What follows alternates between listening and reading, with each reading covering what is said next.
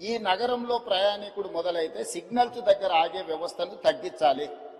Free left, మనం ఎంత వేగంగా వచ్చినా జంక్షన్కి రాగానే లెఫ్ట్కి పోవాల్సిన వాళ్ళు అక్కడ ఆగాల్సి వస్తుంది. దాని ప్రధానమైన కారణం ఫ్రీ లెఫ్ట్ దగ్గర మనం బాటిల్ నెక్స్ని మనం క్లియర్ చేయకపోవడం, కరెంట్ పోల్స్ పాతడం, లేకపోతే ఆటో వాళ్ళు అక్కడ అడ్డంగా నిలబెట్టడం. ఈరోజు ట్రాఫిక్ పోలీసులకు కానీ ఆపరేషన్ రోప్ అని పెట్టినాం. ఫుట్పాత్లు ఆక్రమించుకున్న అన్ని తొలగిస్తున్నాం. ప్రజాప్రతినిధులు అందరూ కూడా సహకరించాలి. ఇది ప్రజల కోసం. చాలా మంది ఫుట్పాత్ల మీద ఆక్రమించుకోవడం వల్ల ప్రయాణికులు కింద నడవడంతో యాక్సిడెంట్లలో చచ్చిపోతున్నారు. అది ప్రయాణికుడు తప్పు కాదు. ఫుట్పాత్లు ఆక్రమించుకోవడం వల్ల ఫుట్పాత్ల మీద నడవడానికి ఎవరికి అవకాశం లేకపోవడం వల్ల వాళ్ళు రోడ్డు మీద నడుస్తున్నారు. రోడ్డు మీద నడిస్తే వేగంగా వస్తున్న వాహనాలు గుద్దడంతో ఈరోజు ప్రాణాలు పోతున్నాయి.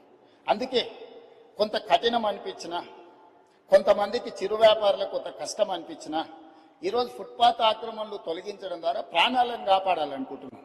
ప్రయాణాన్ని సులువు చేయాలనుకుంటున్నాం. ప్రయాణికులకు ఇబ్బంది కలగొద్దు అని ప్రయత్నం చేస్తున్నాం.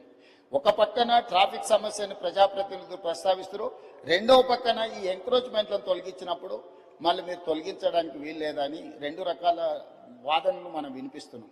ఇది సమస్యకు పరిష్కారం కాదు అధ్యక్ష. ఇప్పుడు ఫుట్పాత్ల మీద చిరు వ్యాపారులు ఉంటే వాళ్ళకు ఒక ప్లేస్ కేటాయిద్దాం.